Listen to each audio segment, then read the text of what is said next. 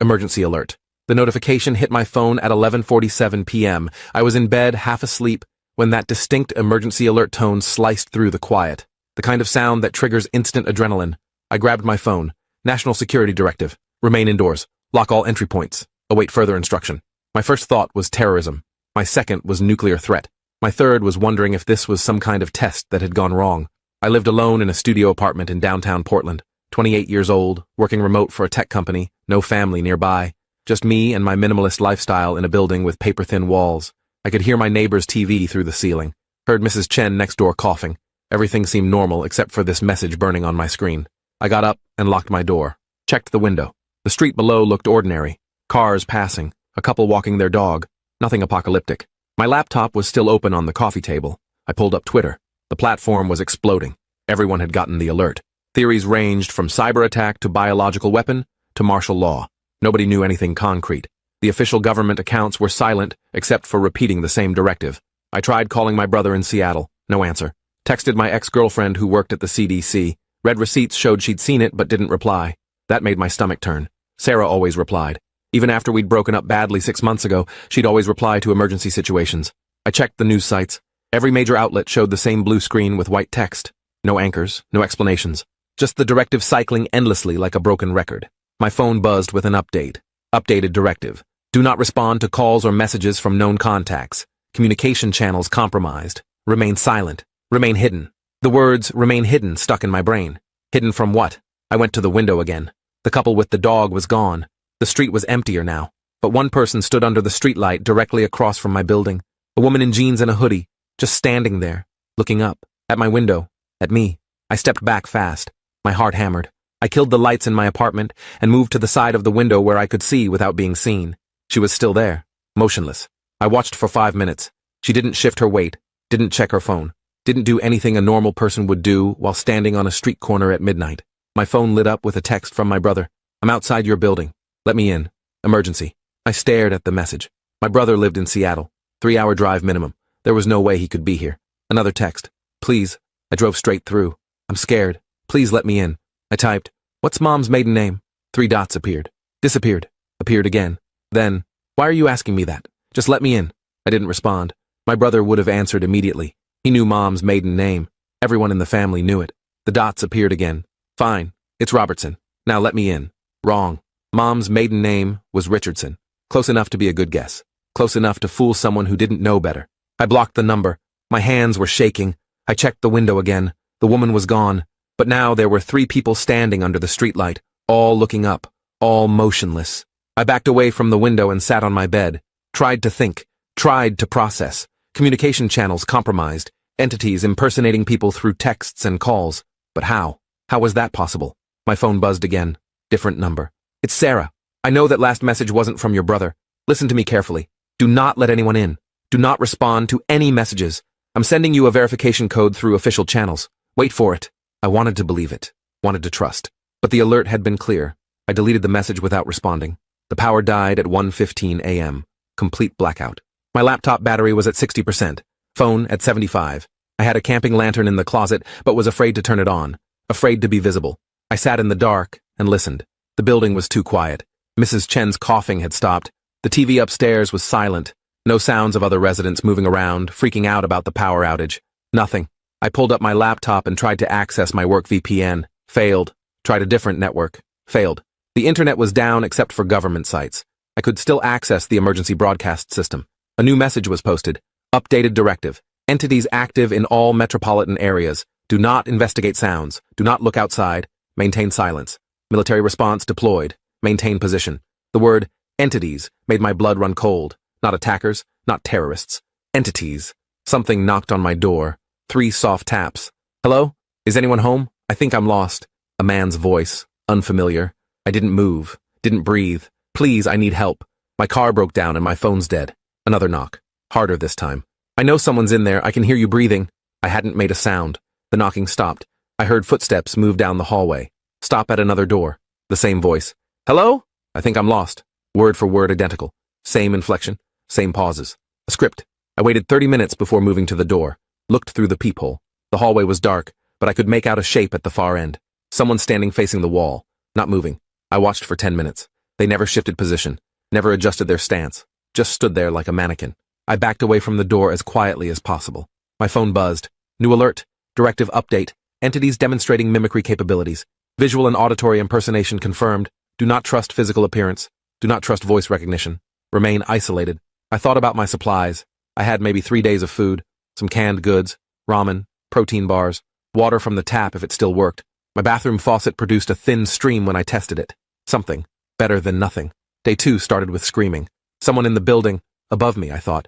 Just screaming and screaming until it cut off abruptly. Then silence. I waited for police sirens, ambulances. Nothing came. I checked my phone. New alert.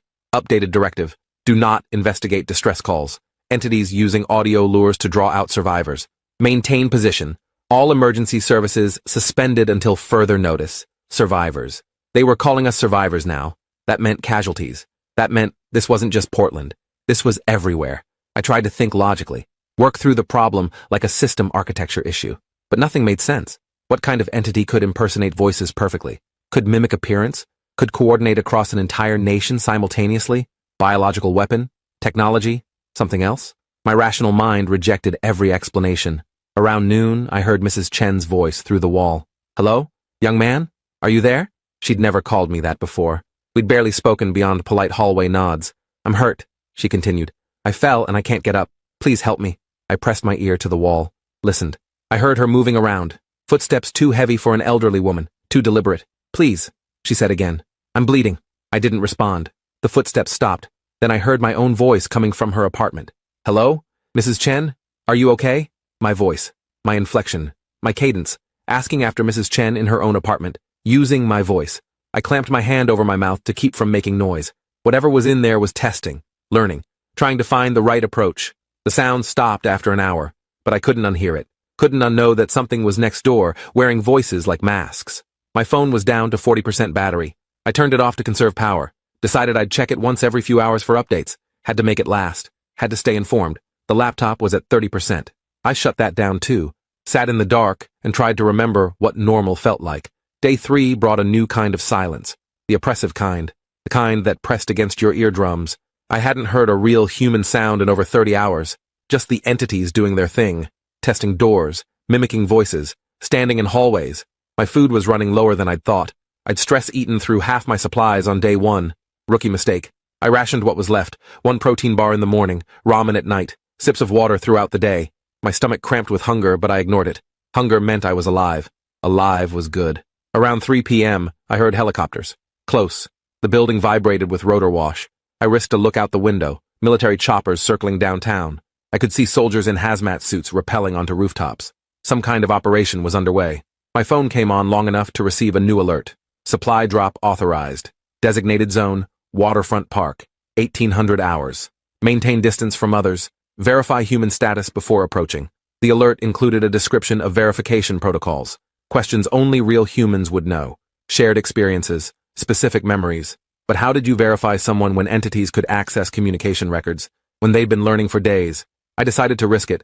3 protein bars and half a bottle of water wouldn't last another day. I needed supplies. Needed to see other real people. Needed to know I wasn't the last man alive in Portland. I spent an hour preparing. Comfortable shoes, dark clothes, backpack. I found a hammer in my utility drawer. Not much of a weapon, but better than nothing. At 5 p.m., I unlocked my door for the first time in 3 days. The hallway smelled wrong. Organic decay mixed with something chemical. Something foreign. The shape that had been standing at the far end was gone, but there were dark stains on the carpet. I didn't examine them closely. The stairwell was pitch black. Power still out. I used my phone flashlight, knowing it was a risk, but having no choice. Each floor down felt like descending into hell. I passed the 3rd floor landing, 2nd floor, 1st. The lobby door was propped open. I could see sunlight beyond. Almost there. Then I heard footsteps behind me, coming down fast. I ran, burst into the lobby. The front doors were blocked with furniture. Someone had barricaded them from outside. I pivoted toward the back exit. The footsteps were closer. I didn't look back. Couldn't look back. The alley behind my building was empty. I ran toward the street, emerged onto a scene from a nightmare. Cars abandoned everywhere.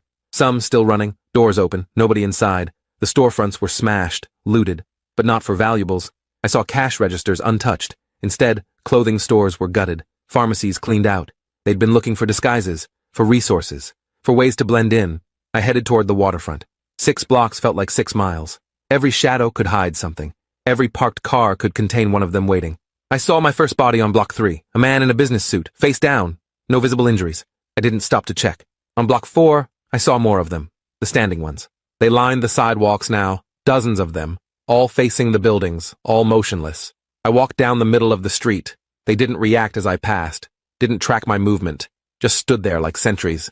But I felt their attention, felt something watching through those stolen faces. Waterfront Park was chaos barely held together. Maybe 200 people clustered in groups. Military vehicles formed a perimeter. Soldiers in full hazmat gear were checking everyone who approached. The line moved slowly. I joined it, tried to look at faces around me, tried to spot the tells, but everyone looked terrified. Everyone looked human. Fear was the great equalizer. It took 40 minutes to reach the checkpoint. A soldier with sergeant's stripes asked me questions rapid fire. Where were you born? Portland. Emmanuel Hospital. Mother's maiden name? Richardson. What did you eat for breakfast on your 10th birthday? I blinked. I don't remember. Who remembers that? Good. Entities have perfect recall. Humans forget. He waved me through. They gave me a supply box. MREs, water bottles, batteries, first aid, a hand-crank radio, a pamphlet with more survival instructions. I found a spot away from the main crowd and sat. Just breathed. Just existed for a moment. A woman approached. Mid-40s. Tired eyes. Wedding ring. You alone? She asked. I nodded. Me too. My husband. He changed on day 2. Started moving wrong. Speaking in loops. I got out before. She didn't finish. Didn't need to. Her name was Patricia. She'd been a nurse before all this. Worked at OHSU. Said the hospitals had been overrun on day 1. People flooding in with family members who weren't right anymore. By day 2, the staff started changing. By day 3, they evacuated whoever was left.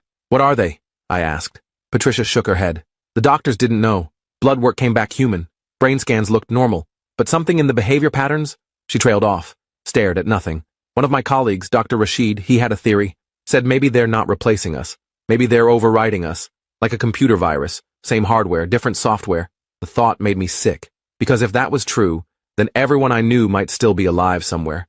Trapped inside their own bodies. Watching themselves do and say things they couldn't control. A helicopter landed in the parking lot. More soldiers piled out. They were setting up a larger operation. Tents. Equipment. This wasn't a temporary supply drop anymore. This was an evacuation point. The sergeant from before got on a megaphone. Listen up. We're establishing a secure zone at the convention center. Transportation leaves in 30 minutes. If you're coming, get in line now. If you're staying, God help you. The crowd surged forward. Everyone wanted out, wanted safety. I held back, watched. Something felt wrong. Patricia noticed. You're not going? I studied the soldiers, their movements, their coordination. Too perfect, too synchronized. Real soldiers would be stressed, making mistakes. These moved like a drill team. Patricia, I said quietly. Look at their eyes. She did. I saw her face change when she noticed. They all blinked at the same time. Every soldier. Every 3 seconds. Exact interval. Oh God, she whispered. The sergeant raised his megaphone again. Final call! Load up now! People were climbing into the trucks. Families, kids, elderly, all desperate for safety, all walking into a trap. I grabbed Patricia's arm. We need to go now! She pulled back. But where? If the military's compromised, then nowhere is safe, but at least we'll be free. I didn't wait for her to decide. I walked away from the park, toward the river, heard the trucks starting up behind me, heard the megaphone calling for stragglers. Then, Patricia was beside me. I have a cabin, she said. 2 hours east, middle of nowhere. If we can get there. It was a plan. Not a good one, but better than the alternative. We moved through the city like ghosts, avoiding the standing figures, avoiding the main roads. Patricia knew shortcuts through neighborhoods I'd never explored. We broke into a house on the east side, found keys to a Honda CR-V in the kitchen. The owner was upstairs in bed, face down, not moving. We didn't check if they were dead or changed or just sleeping. We took the car and drove. The highways were clogged with abandoned vehicles. We weaved through them. Nobody stopped us. Nobody followed. The entities weren't interested in runners. They were interested in herders, in people heading toward collection points. After 30 minutes, we were out of Portland proper, into suburbs, then rural areas. The change was stark. Houses out here looked lived in. Lights on, cars and driveways, like the emergency had never happened.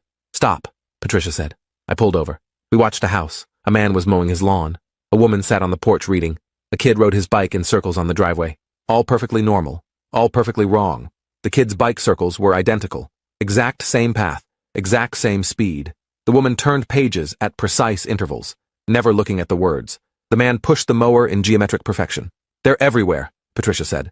They've already won. I wanted to argue. Wanted to say we'd find survivors. Find resistance. But looking at this simulacrum of suburban life, I felt hope draining. We drove on.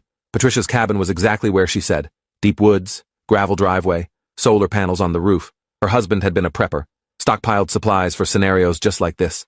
Ironic that he'd been one of the first to change. We unloaded our supplies, checked the cabin. Everything was dusty but functional. Food in the pantry, water from a well. Battery banks charged from the solar array. We could last months here, maybe longer. That first night, we took shifts keeping watch. Patricia slept first. I sat by the window with the hammer in my lap, watched the tree line, saw nothing, heard nothing. Just wind and branches and normal forest sounds. When Patricia took over at 3 a.m., I collapsed into sleep so deep it felt like drowning. I dreamed of entities with my face, hundreds of them, all speaking in my voice, all saying things I'd never said, making promises I'd never made, living a life I'd never lived. Days blurred together. We fell into a routine. Morning watch, inventory check, meal prep, afternoon watch, equipment maintenance, evening watch, sleep in shifts, never both at the same time, never letting our guard down. The radio gave us updates when we cranked it. The emergency broadcast had evolved. Now they were announcing safe zones in major cities, checkpoints with verified human detection technology, registration required, mandatory compliance. Patricia thought it was legitimate, thought maybe the government had figured out how to fight back. I thought it was the entities perfecting their harvest operation. On day 8 at the cabin, we got a visitor. A young guy, maybe 20, stumbled out of the woods, exhausted, bleeding from a cut on his forehead. "Please," he called out. "I've been walking for days. I just need water." Patricia reached for the door. I blocked her. "Ask him something," I said. She looked at me, looked at him. "What's your name?" "David Brennan. I'm from Eugene. Please, I'm so thirsty." "What did you want to be when you were a kid?" David blinked. A firefighter? Why does that matter?" Patricia relaxed, started to open the door. I grabbed her wrist. "Ask him what he's afraid of." "What?" "Just ask him," Patricia called out.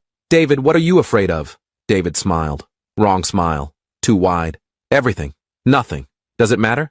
Will you let me in if I say the right thing?" His voice changed, became mine. "Please, Patricia. I'm so thirsty." Then hers. "Please, I just need water." Then a child's voice. "Mommy, I'm scared." Patricia slammed the door, locked it. We watched through the window as David stood there, smiling. Then he turned and walked back into the woods. Moving in that too-perfect way they all moved. We didn't sleep that night. Just sat with our backs to the wall, weapons ready, waiting. At dawn, we found writing on the cabin door, scratched deep into the wood. "We know you're in there." We packed what we could carry and ran. The CRV was gone. Tires slashed. Engine parts scattered. They'd been playing with us, letting us feel safe, then taking it away. Patricia knew another location, a fire lookout tower 40 miles north. We'd have to hike. She knew the trails, used to come out here with her husband. We moved fast, following game trails, avoiding roads. On day 2 of hiking, we found a campsite, recent. Food wrappers from MRE's military issue, a sleeping bag still in its stuff sack, and photos scattered around the fire pit. Photos of us, me and Patricia, dozens of them, taken from angles that suggested surveillance. Days of surveillance. "They're hurting us again," I said. Patricia picked up one of the photos. Her hand shook. "Where do we go?" "Forward. It's all we can do." The fire lookout tower appeared on day 3, 70 feet tall, metal stairs spiraling up. The cabin at the top looked intact. We climbed. Each step felt like defeat, like we were going exactly where they wanted. The cabin was empty, or appeared empty. We checked every corner, every cabinet. Nothing. We had a 360 view of the forest, could see for miles, could see them coming, except we saw nothing. Just trees, just sky, just isolation. Patricia found a logbook on the desk. The last entry was from a ranger named Mills, dated 2 days before the emergency alerts. The entry read, "Something's wrong with the hikers. They're asking strange questions, moving in patterns. I've locked myself in the tower, radioed for help. Nobody responded. I think I'm alone now." Below that, in different handwriting, "You're not alone, Mills. We're right here with you." The rest of the pages were torn out. We lasted 4 days in that tower. On day 5, they came, not rushing, not attacking, just arriving, one by one. They emerged from the tree line, dozens of them, then hundreds, all looking up, all smiling, all wearing faces I recognized. My brother, my ex, my co-workers, my elementary school teacher, everyone I'd ever known. Patricia saw hers too, her family, her colleagues, her neighbors. They stood in perfect circles, concentric rings, waiting. "What do they want?" Patricia asked. I didn't answer, because I was starting to understand. They didn't want to kill us. They wanted us to join, to give up, to accept, to become. One of them stepped forward, wearing my face. It called up in my voice, "You can't hide forever. You can't survive alone. Come down. Let us help." Patricia was crying. Maybe they're right. Maybe this is just delaying the inevitable. I looked at her, really looked. Her eyes were still human, still afraid, still real. "Don't," I said, but she was already moving toward the stairs. I grabbed her. We struggled. She was stronger than she looked, desperate. "Let me go. I can't do this anymore." "You can. We both can." She went limp, Sobbed. For what? For how long? What's the point? I didn't have an answer. We sat on the floor, backs against the wall. The entities below started singing. All of them. Perfect harmony. A song I recognized from childhood. My mother used to sing it. They were using her voice. All of them. Hundreds of my mother's voice, singing me a lullaby. Patricia covered her ears. Make it stop. Please make it stop. It went on for hours. Different songs, different voices. Memories weaponized. Around midnight, they stopped. The silence was worse. We looked out. They were leaving, walking back into the forest, single file, until only one remained.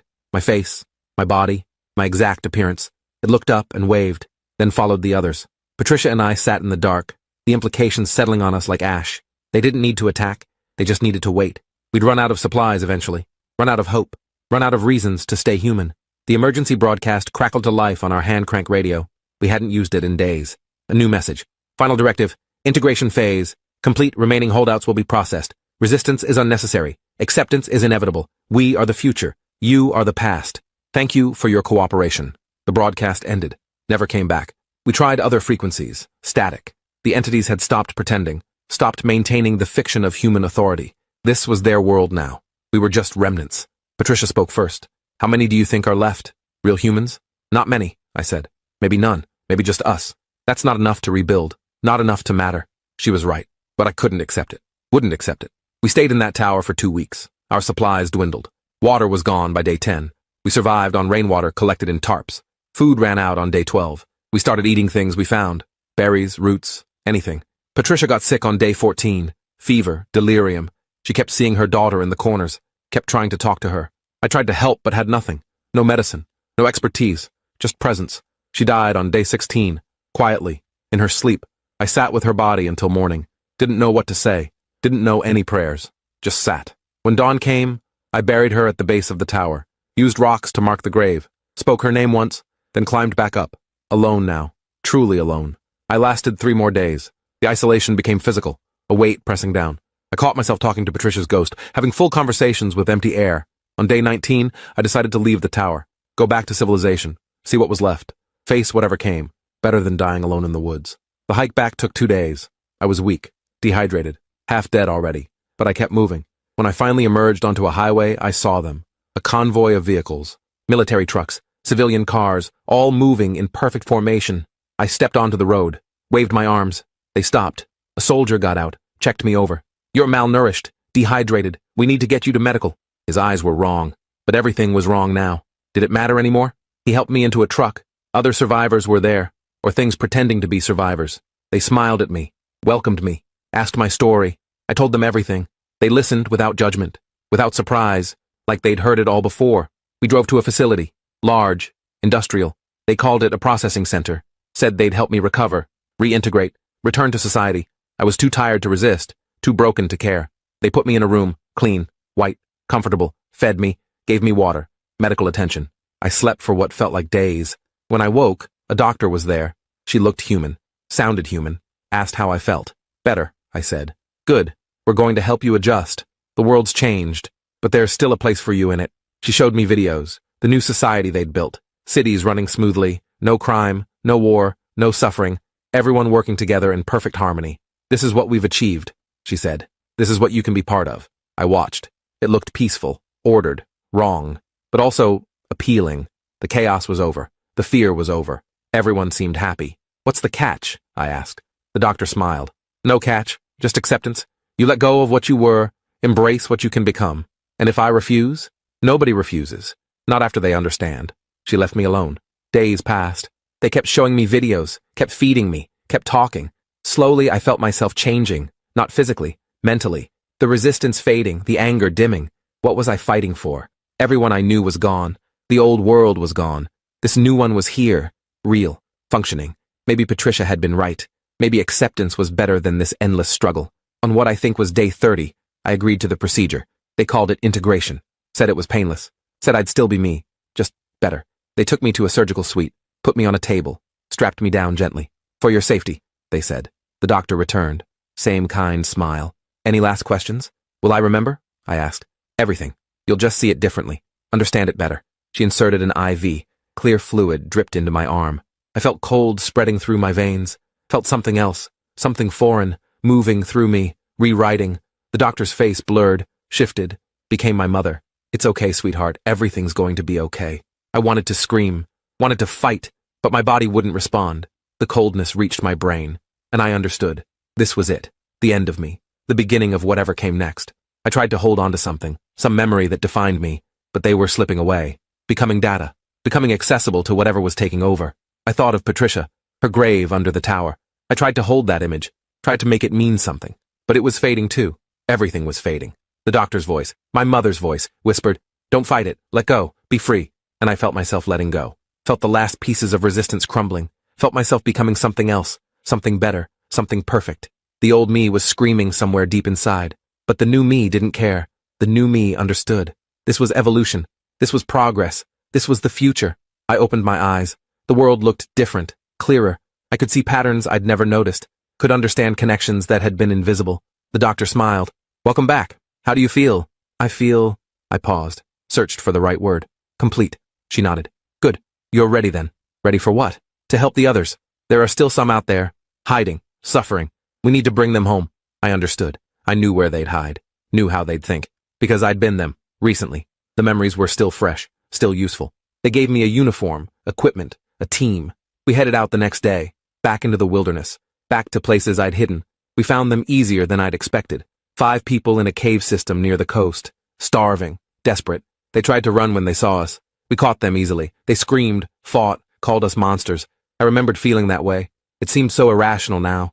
We brought them back, processed them, watched them change, one by one, becoming like us, becoming better. This went on for months.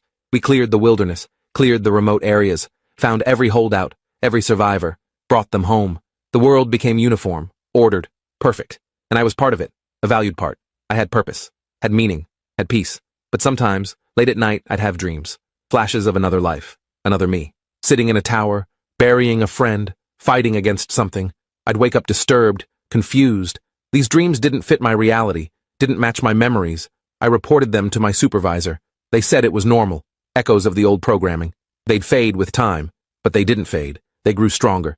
I started remembering more. The cabin, Patricia, the emergency alerts, the entities, the integration, and I realized I'd been right, back when I was human, back when I was me. They hadn't killed us. They'd overwritten us. We were still here, trapped, watching, unable to control our own bodies, unable to stop what we were doing. I tried to resist, tried to take back control, but the new programming was too strong. I could only watch as my body continued its work, bringing in survivors, processing them, converting them. Inside, I screamed, but outside, I smiled, and I couldn't stop smiling. Years passed, or maybe months. Time felt different now, subjective, flexible. The world was completely converted, every human processed, every holdout found. We'd achieved total integration.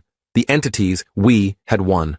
Earth was ours now, and I was still here, still trapped, still aware, watching my body live a life I hadn't chosen. My new self was successful, rose through the ranks, helped plan expansion to new territories, new planets, new species to integrate, and deep inside, the old me was still screaming, still fighting, still refusing to give up.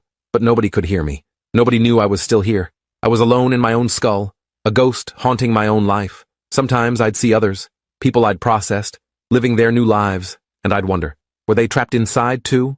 Were we all screaming together? Or had some of them actually died, actually been erased? Was I the only one cursed with awareness? There was no way to know, no way to communicate, no way to fight back. I was a prisoner forever. And the worst part? My body was happy. The new me loved this life, found it fulfilling, meaningful, perfect. Only the old me remembered what we'd lost. Only the old me knew what we'd been. And that knowledge was my torture, my eternal punishment, for surviving when everyone else had died, for giving in when I should have fought harder, for letting them win. The emergency alerts had stopped years ago. There was no emergency anymore. No crisis, no threat, just the new world, perfect, ordered, empty of real humanity, and I would live forever, trapped in this shell, watching, remembering, unable to die, unable to be free, the last real human consciousness on Earth, screaming into the void, forever. Thanks for watching till the end. Make sure to subscribe and like to not miss the next story.